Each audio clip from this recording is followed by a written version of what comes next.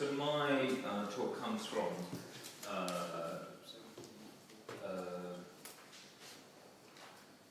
it's about analysis within a really specific organisational context that I've found myself in.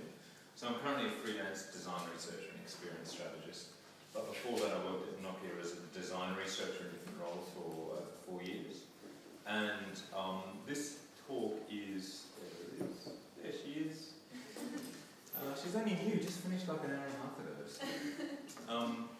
But this is just talking about what I did with analysis to get the results that I needed within the organisational context. I didn't use post-it notes, believe it or not. I do, and I like them, but within this context it wasn't the thing that I needed. So I want to give you a few core ideas about how you can approach research, specifically looking at the challenges of international research, both understanding the users and getting actual results out of it, but also for me, within the context of the R&D project that I was involved in. It's not a unifying theory, I love those, but this isn't one of those talks. It's just talking to you about the craft and some of the decisions that I made that gave me a little bit more forward momentum than less forward momentum. So, here we go. So, the role that I was in a significant role that I was in at Nokia was head of research for emerging market software platforms. And that meant that, as well as usability, which was super important obviously with an everyday piece of technology like a mobile phone, I also needed to make sure that our product was designable to users, to get it actually off the shelf and into people's hands, as well as then competitive, so that when they looked at it and considered, did they want this phone against, say, an Android as an example? Would it appeal to emerging market consumers within that time frame? I learned a lot from applying ethnographic approaches in this, even when it was focused really heavily down at the product making angle. But I think there's a lot of lessons that I learned about when ethnographic approaches should be applied and they won't be, but also when I was applying them and they were really just sort of slowing me down and not getting me the results that I wanted. I mean, it sounds like quite a glamorous job. There was a very high brand predecessor of mine at Nokia who established Nokia International Research as a very glamorous profession. And a lot of the time actually was spent like this. There we go. So that is actually me. So this is the pixelated version. I was going to change it to the non-pixelated version. But it actually really nicely captures jet lag. Because that's the unstated thing in situations like this. I mean, we ended up in that lab a lot, but we had a lot of stuff in people's homes as well. But it was all through this fog of jet lag, and just sitting in a dark, having flown to, in this case, Bangalore, and sitting in a dark room for 8 hours a day while I was struggling to understand what's going on. Because most of us are researchers, we don't often sit in the back, but it's really tough, actually. The dark room, you have Wi-Fi, Facebook is in English, I'm going to point that out, because a lot of what happens on the other side of the room is not always in English. The delay that is caused by moray between there and there is sometimes more than enough. When the sessions aren't more than enough to cause me frustration. When the sessions aren't in English, you rely on the translator, and with Romance languages, like say Portuguese, the language is close enough that the translation comes through with English sentence intonation, so you can just naturally hear through the translator what a question is and what a statement is. With Chinese, for instance, that is not the case. You do not get the intonation. And so it's a real struggle. It's like a stream of consciousness trying to follow what's going on. And then on top of all of that, crazy things the translator says. They say things like, we showed them the music player on his phone, and the translator said, I don't like it because the music player isn't free. It's like, what the fuck? Like, it's free. Like, it's there, you've got it. So it's not easy, especially at that point when after the moderator says that, you just see the moderator nod their head like they've understood and then keep going on with this really random thing that's just occurred. So I mean, this is sort of illustrating the broader point that you want to absorb everything that's going on and come back away with a really solid understanding, maybe everything that you can. But within the context of my work at Nokia, I've found myself facing a really big choice.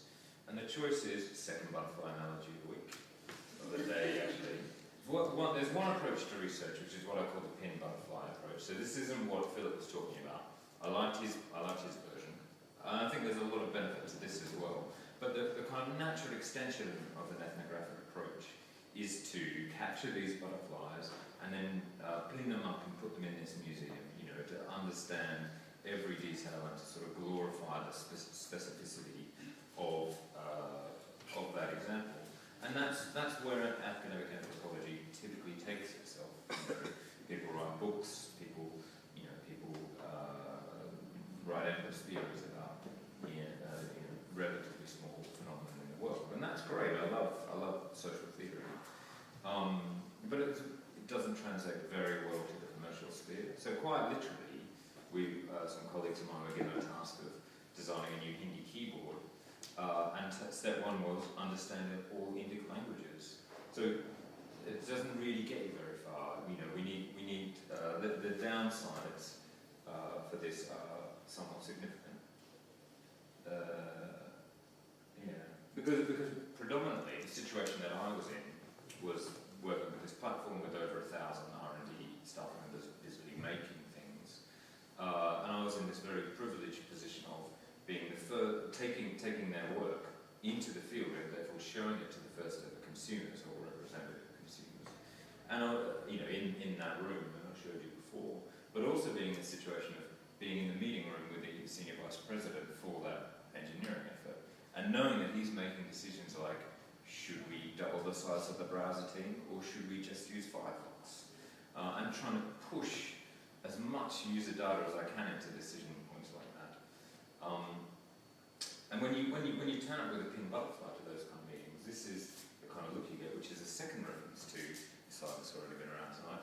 It's not Jack from 30-Year-Old Cool and Cool, it is a Gallic shrug. And you sort of say, no, this is important. You need to understand the difference between Urdu and Arabic. And the guy's like, do I? Maybe not. So this sparks fear in client-side researchers like you would believe. Like, this guy's important. And he doesn't think, and you're nagging him. It should spark fear anyway. Some of my friends that didn't see it as a problem. And like I've already said, the problem is that pin butterflies belong in a museum, whereas product development looks a little bit more like this. So this is war, basically. This is an ancient war. It's just a presentation made by Google Images. So I guess what I'm saying is that in international research, when you're even at the product making phase, the internal decision-making processes are the thing that I found most important to reflect in my analysis process. And getting work that could get me an impact back out there, and the sacrifices that I need to make, for me, was the story of my some of my professional development and archaeology. So yeah, I mean, and generally, research scholars don't talk about this. You know, like anthropologists don't talk about this. Jane Fulton's story at IDEO that we mentioned, probably sort of does. You know, and that graph answers some of this stuff quite nicely. But it's certainly not with this kind of emotional context. And so this is my first point, is that this is actually your first decision, what type of research outcome you want to produce. Do you want the pin butterfly, which you need to take less time. I've seen people spend an awful lot of time, months and years, just pinning down butterflies and putting them up for people to enjoy. Or do you want some weapons to go in and fight the good fight? And having done plenty of pieces of pin butterfly research, I love it. It's great, but this is the point where some of that ethnographic background framework make us devalue the melee art of war. So some ideas to structure our analysis in this kind of context. And just to make my point even more explicit is that